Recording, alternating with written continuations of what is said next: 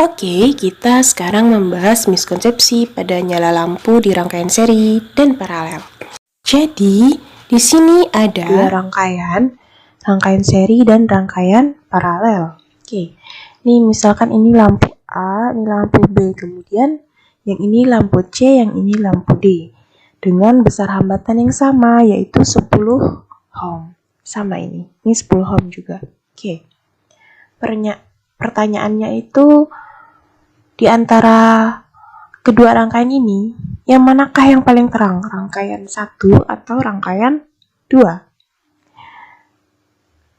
Jadi ada yang menjawab bahwa rangkaian 1 lah yang lebih terang karena rangkaian seri ya. Gitu. Karena rangkaian seri tidak bercabang, makanya lampunya akan lebih terang. Apa benar begitu? Nah, kita lihat ya.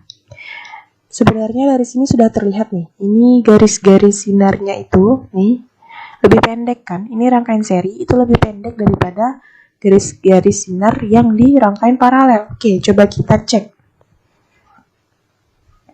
Rangkaian paralel itu arusnya yang mengalir berapa? Ini 0,9, ini 0,9 juga. Oke. Kemudian kalau yang rangkaian seri berapa ya? 0,45. Loh, kok bisa gitu kan?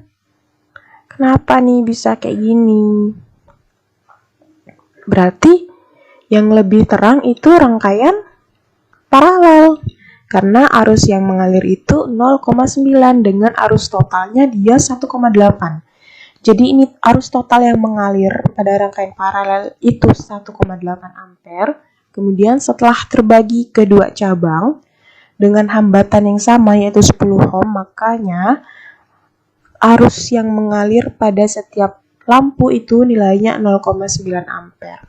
Sedangkan kalau rangkaian seri, arus totalnya itu 0,45 ampere. Nah, gini, kita masuk ya ke perhitungan gitu. Oke, nah ini rumus rangkaian seri untuk hambatan itu kan tambah kita jumlahkan, ya kan?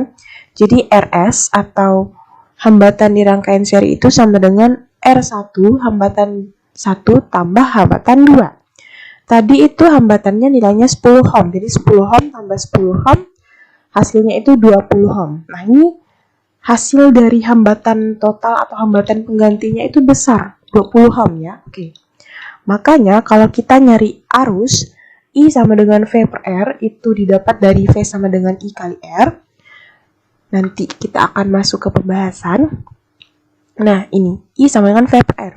V-nya itu berapa? 9 volt kan? Nih, ini 9 volt. Oke. 9 volt. Nah, 9 volt sedangkan R totalnya itu tadi 20 ohm. 9 volt dibagi dengan 20 ohm. Makanya nilainya 0,45 ampere.